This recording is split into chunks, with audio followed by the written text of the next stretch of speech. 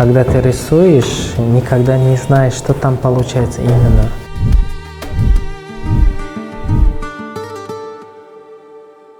Вот в таком состоянии было это здание. Я все это сам реставрировал, тратил свои деньги. Единственное, что правительство хотело, чтобы я сам реставрировал. Я согласился их на условия. Занимался года 2-3 реставрацией. После реставрации они мне дали это здание. Не только сейчас я живу здесь, я здесь работаю. В основном учу детей. Учу, как я вам объяснил, детей все бесплатно. Но есть свои требования. Требование какое? Если я вижу этого ребенка талант, я беру. Если нет, не беру. За деньги не учу. Общее количество, сейчас у меня 58 детей. А среди них 20 детей, которые я сам спонсирую. Я ищу таких одаренных детей. Дети очень необычно одаренные. Единственное, они не слышат, они, может, говорить глухонемые дети. Но у них такой дар от Всевышнего. Расскажите, пожалуйста, про ту технику, которой вы работаете. Это называется эбру или мраморная бумага. А эта техника называется абру-бахор. Абр. Это в переводе облако на воде или весеннее облако. Родина этого искусства – это Бухара, не Стамбул. Это искусство было вообще-то потеряно, но я заново возвратил вот эту традицию. Это вообще-то очень глубокий смысл, связан с суфизмом, потому что когда ты рисуешь, никогда не знаешь, что там получается именно. Это в первую очередь тебе задает такой необъяснимый вопрос, что ты можешь видеть. И потихоньку это начинается появляться разные узоры. Поэтому это в первую очередь успокаивает этого человека. Ты сам себя начинаешь успокаивать, когда начинаешь видеть разные краски, когда дает такой необычный узор. И сейчас мы как раз видим эти этапы? Сейчас, да, как раз мы видим этот этап. Это всего лишь вода, минералы и растения из этого растения. Какое это растение? Ну, все минералы, вот лапис лазурит можем использовать здесь, и шафран используем, и куркума используем. Все, это все натуральное. И когда мы рисуем, каждый рисунок есть свои названия. Ну, вот это мы часто объясняем, это баттал, это старая техника, бухарская техника.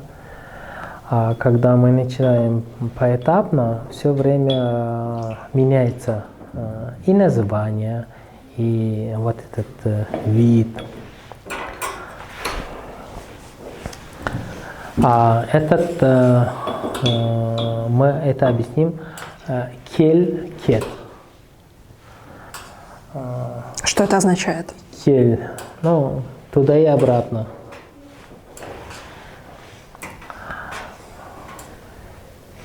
И как это закончим, и начинаем второй узор. А второй узор, это называется буль-буль-уясы. Буль-буль – это гнездо соловей. Вот. Ага. Это называется гнездо соловей. Соловья, чтобы это звучало поэтично? Да. Но у нас есть такой орден, называется ишкия. Ишк – это или зикри джахрия, кричащий зикр. Когда дервиш идет, впереди идет караван, к самому концу идет это дервиши. Но эти дервиши, когда начинают свои медитации, они громкими голосами начали свои медитации. Йоху, йоманху. Когда идет караван в пустыне, их голоса было слышно так далеко, поэтому их назвали соловей, пустыня.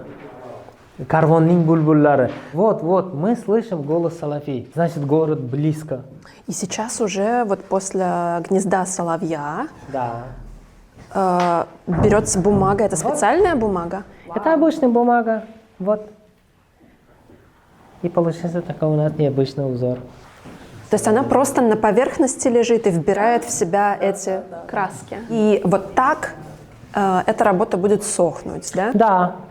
И после этого мы используем для этого свои паспорту, оформления. как да, оформление, да. как рамочка. А здесь все использовано на этом. Но разные бумаги используем. Вот именно эта бумага, это шелковая бумага, а это сегодняшняя вот эта бумага, это хлопковая. Это для учеников, чтобы тренироваться. Да, тренироваться. Сначала идет эбру, вот это вокруг, а потом рисуется поверх. Да. Это не другой слой бумаги, нет? Я бумагу сам делаю для себя. Я, кроме этого, еще работаю в сфере реставрации старинных книг. И при этом у вас нет формального художественного или реставрационного образования, и вы получили все знания из практики и от своего учителя, отца? Да, это у нас все передается в семье. Как вам объяснить? Кроме этого искусства я ничего не умею. Всего лишь вот это все. Я видела такое в Турции. И я знаю, что эта традиция там тоже таким же образом Но самый сейчас пик этого искусства – это Стамбул. У нас в основном это используют для украшения книг. Это было потеряно все.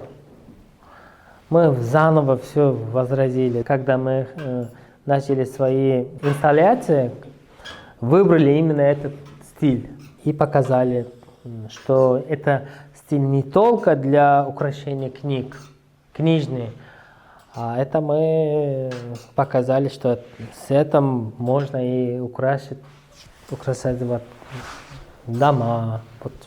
Все, бесконечность. Вот вы стоите рядом с достаточно молодым учеником, и он делает очень сложные вещи. То есть насколько это все сложно, сколько нужно этому учиться для молодого человека? Для этого должен быть вот здесь любовь к этому искусству. Все, больше ничего. Если ты любишь искусство, если ты хочешь сделать такого, вот, когда смотрят, они удивляются, вау, а это оказывается так просто, но так красиво. Вот, все. И именно эти дети, когда начинают свои творчества, но когда дети здесь не только они начинают вот, учиться, даже они сами начинают готовить своими руками бумагу. Почему? Когда ребенок все это чувствует, вот это все тяжесть на себя, когда они рисуют, прежде чем рисовать, они лучше подумают, чтобы не испортить свой этот труд. Вот. Это для нас самая большая удача. Поэтому учим таких одаренных детей. И что происходит потом с этими работами? Вот это ученические работы, насколько я понимаю, они потом идут на выставку, на продажу, их забирают дети или вы? Что происходит? Подарим для нашим гостям. Когда что-то продается, эти деньги мы даем их родителям. Почему? Чтобы они больше обратили своих детей. Потому что много детей, но они даже не знают, у этого ребенка такой дар. Вот. Я хочу показать, что эти дети, достойные дети, просто надо обратить внимание. Что-то сначала надо спросить, сынок, дочка, что тебе интересно? Дети, такие дети, да, очень необщительные, но у них есть свой мир. Их приводят родители, они сами хотят? Я сам ищу таких детей. Типа как сарафанное радио. Кто-то слышал, кто-то видел своими глазами, бегут туда. Давлат, мы видели такого ребенка, такой необычный, рисует, и все. Я сам иду туда, чтобы посмотреть своими глазами.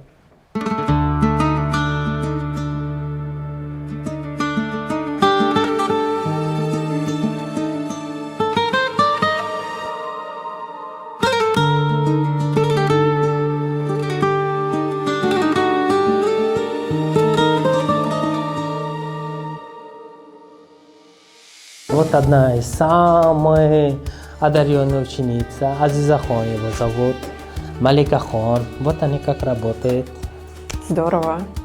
Да, это, конечно, искусство, которое действительно должно, мне кажется, передаваться от учителя к ученику.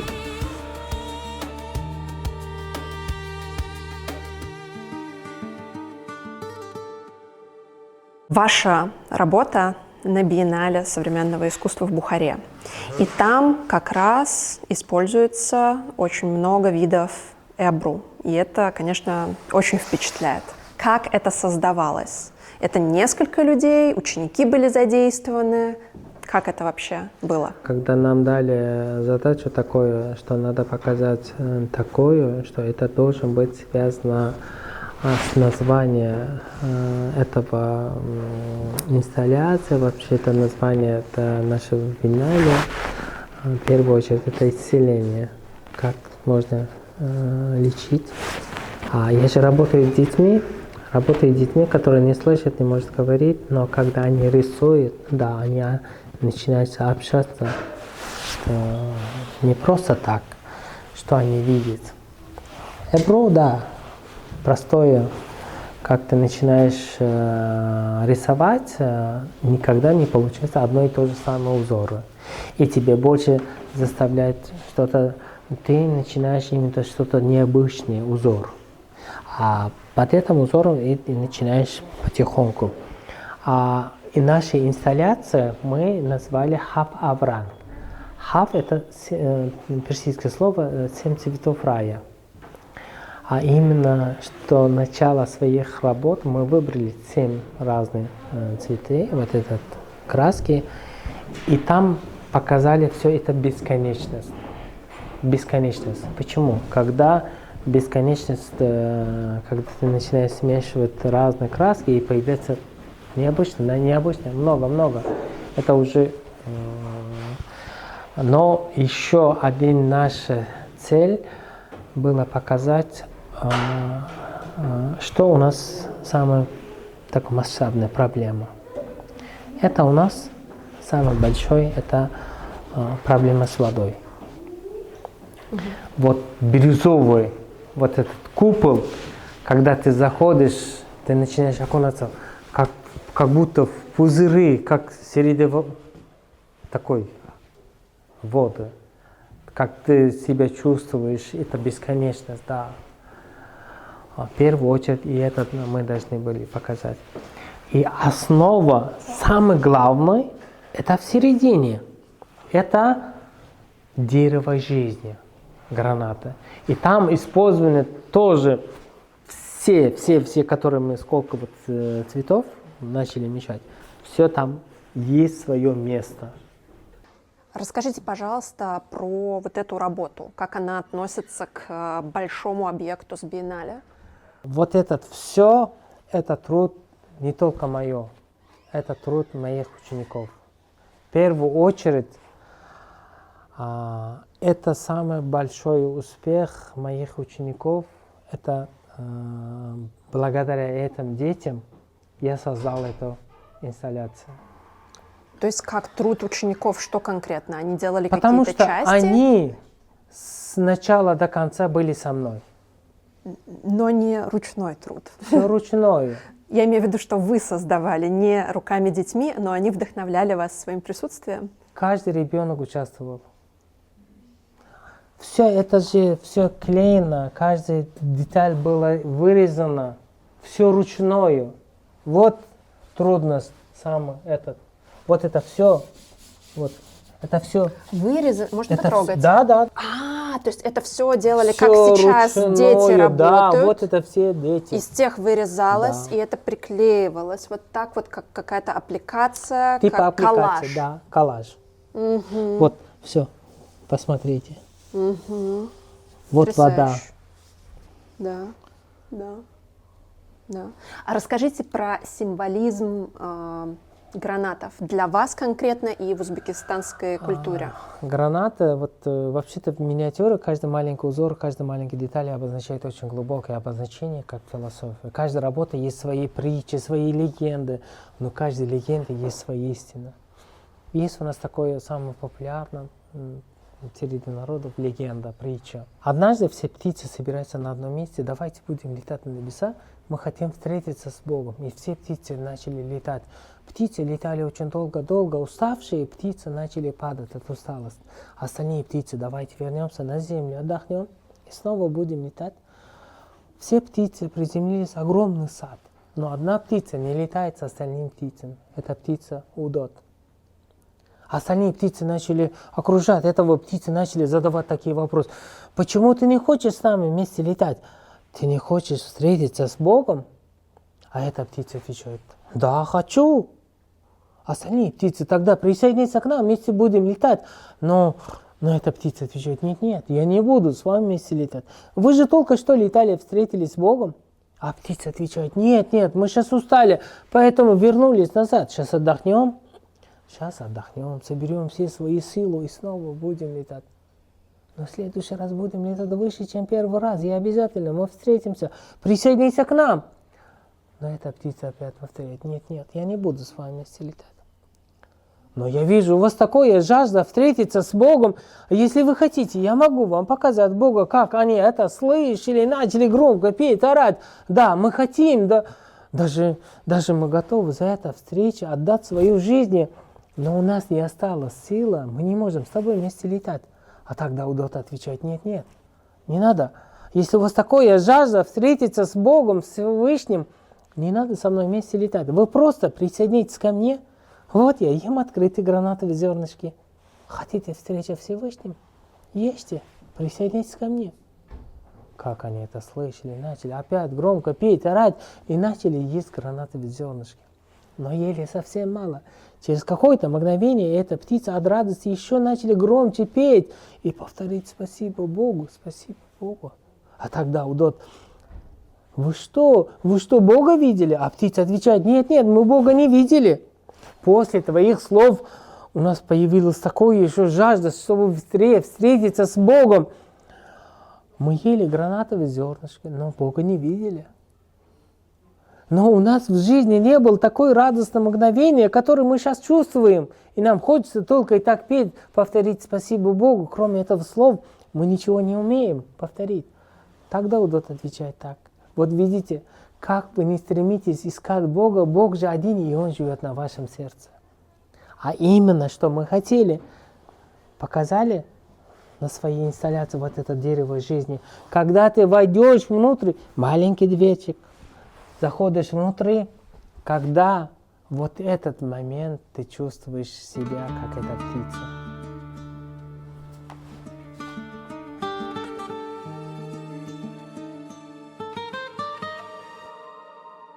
Вы затронули очень интересную тему о том, что биеннале дала местным художникам. Можно вас попросить рассказать об этом? Знаете, вот кому-то было это смешно. Вот что забрать, что вот, например, много людей начали задавать такие, почему в центре старого города так много кастрюли? Это было смешно.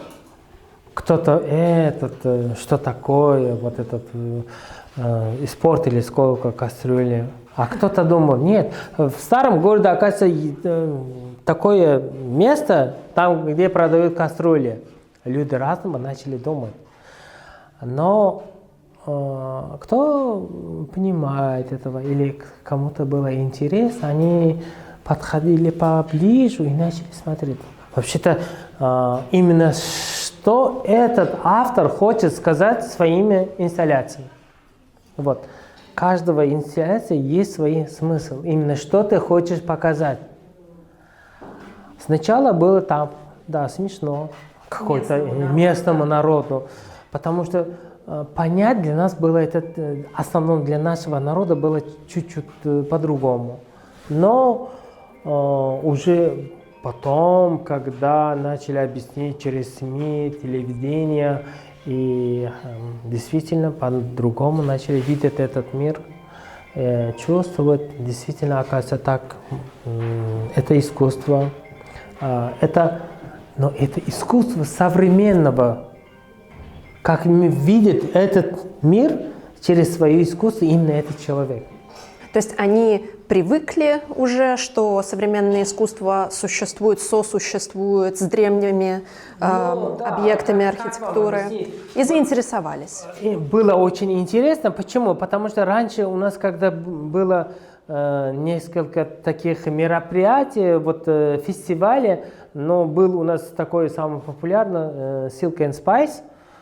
Тогда участвовали все ремесленники. Ну, там 3 дня, там, да, весело, такое гуляние. И мастера показали свое мастерство, мастер-классы. Но не длится так долго. А это биеннале не неделя, не 2-3 месяца. Это долгий период. И для нас, вот начало, когда мы начали все это, у нас было много встреч. Каждая встреча именно такой дискуссии. Что ты именно хочешь показать, что-то я хочу показать. Но это для ремесленников, я бы сказал, был такое большое поле, которое ты начинаешь обменивать свои опыты.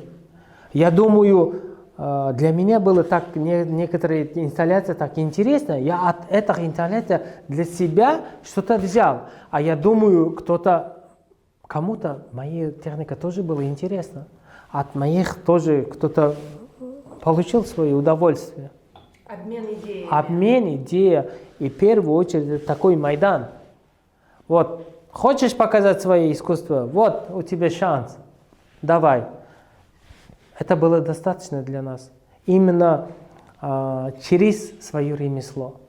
А когда я выбрал именно этот стиль, вот этот у нас забытый, почти забытый этот узоры, абрубахор, это облако на воде, с этим не только надо украшать книги, можно украшать дома, стены, показать вот это всю красоту на большом масштабе. И все это на новый уровень. Каком уровне? Новый взгляд, новая техника. Или современные, можем сказать, это один из видов современного искусства. Как этот видит мир, это наша молодежь. Вот. Они же продолжают наш след. Наше искусство. То есть древняя техника взята и используется по-новому, да, в новых образах. Образы, да, можем сказать. Да. А внутри вашей инсталляции это роспись, это мраморная бумага, это бумага, которая это присоединена. Бумага. Вот которую мы сейчас. То есть это соединено, прикреплено. Это там. все склеим. Склеено. Да. Все натуральное. Это обычный крахмал. Как мы начали обрабатывать этот. Самый последний этап, надо было все это как полировать. А для полировки мы используем обычное мыло. Я использовал все старинная техника. Когда ты начинаешь работать, мыслить,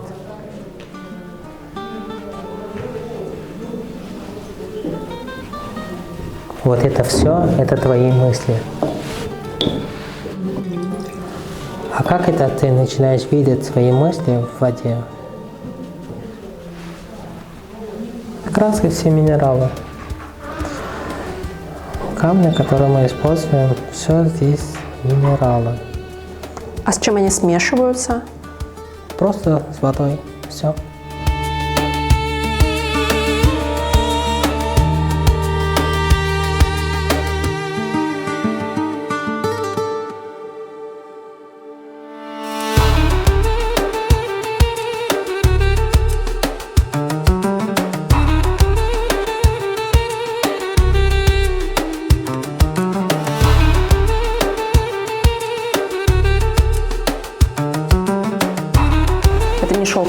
Это обычная бумага. Которую вы делали? Нет. Нет. Шелковая бумага – это очень дорогая бумага, потому что когда я использую, но для своих я сам делаю бумагу, и на этом бумаге я рисую. Но именно когда я рисую свои работы, я работаю на шелковой бумаге. А шелковая бумага, приготовление этого бумаги – это очень долго.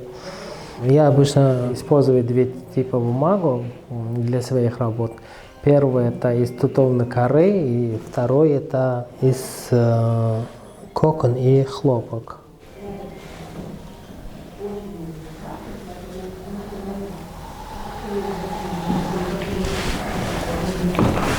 Вау. Очень красиво. Вы упоминали, что благодаря биеннале можно учиться что-то перенимать или, во всяком случае, узнавать от других художников, в частности, международных. Что вас больше всего удивило, что вам понравилось? Первый павильон, который, почти мы работали вблизи, это Абдулвахид, керамист с Бухары. Голубую комнату очень впечатляет. Очень впечатляет. Потом комната Джахангира, тоже молодой художник, оранжевый. Это тоже есть свою философия, свой смысл, конечно. То есть вам понравилась и техника, то есть объединение и смысла, и техники, да? То есть совокупно да. как бы. Когда ты видишь все результат, самое главное, видишь, когда ты чувствуешь, что в первую очередь появляется такой вопрос, что именно хотел сказать, какое его было мнение, взгляд. Это самое важное. Что было самое сложное при работе для биеннале?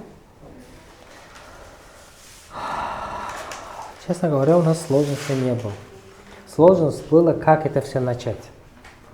Когда мы все начали, когда уже потихоньку мы уже понимали, что мы должны, что. И во время работы это уже у нас получается дальше. Именно были, недостатки какие-то. Думаю, до утра даже не спал. Что, если я буду именно использовать этот цвет или такой узор? Нет. А там поэтому решил использовать все цвета. И каждый раз, когда смотришь каждый момент, еще мы должны были там 2 миниатюры. Но когда куратор Диана Кэмпбелл видит нашу инсталляцию, наш макет, сказал: не, Давлат, это все достаточно.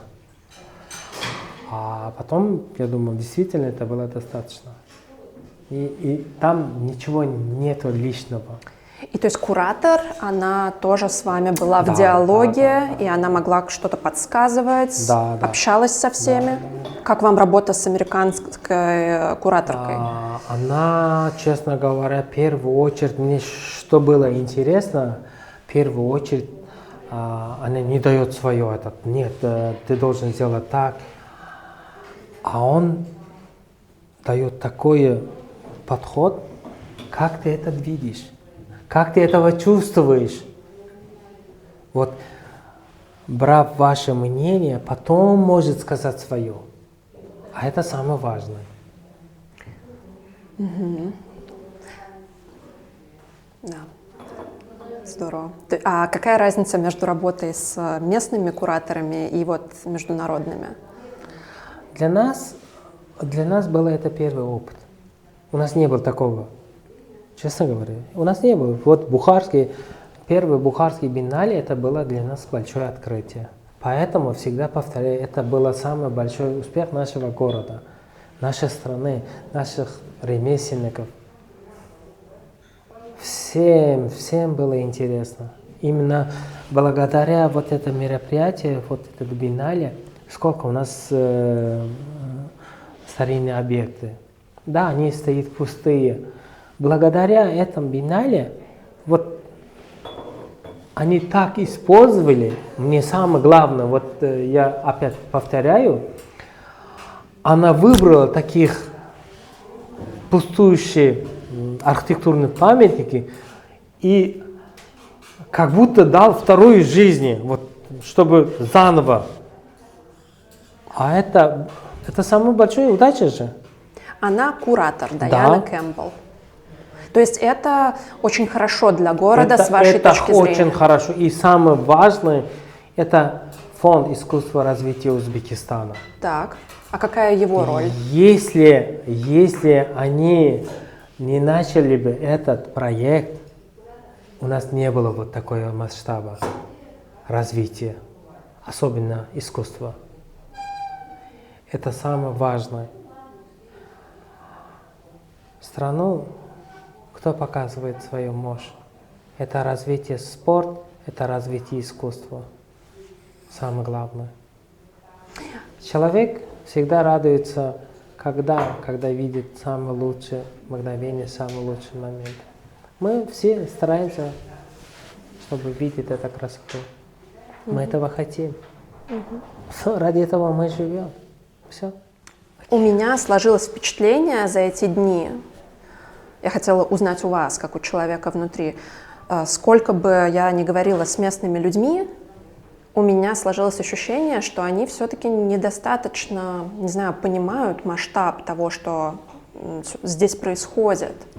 Недостаточно, может быть, даже интересуются. Знаете, человек никогда не понимает свои мгновения, свои моменты, которые вот через год, может через 5 месяцев, может через 2 года, они начинают вспоминать все-таки.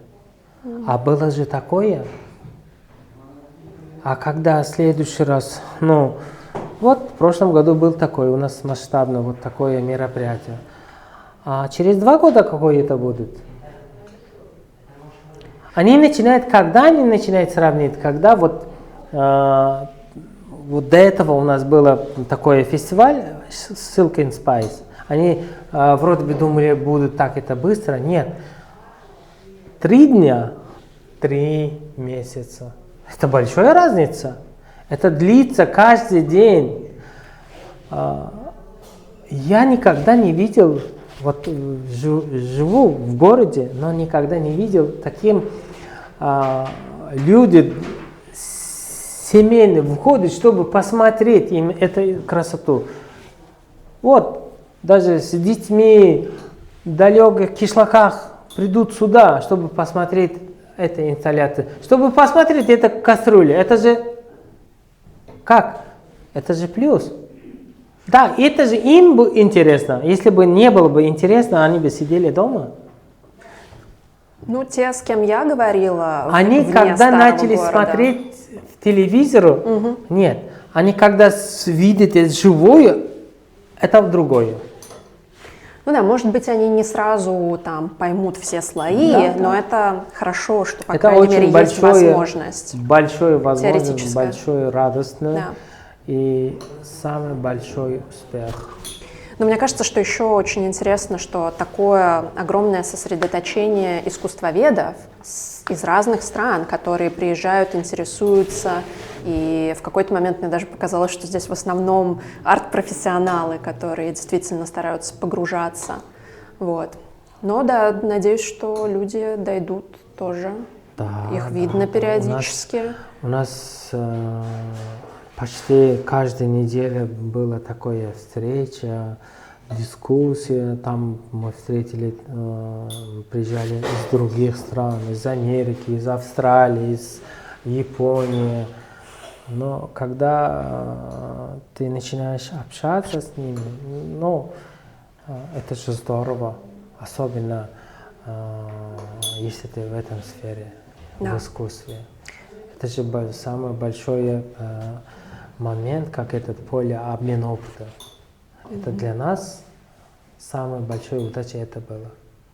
И дальнейшее мы уже по-другому начали чувствовать себя. Вот кому-то обратил нам внимание, значит, мы должны быть достойны на этого.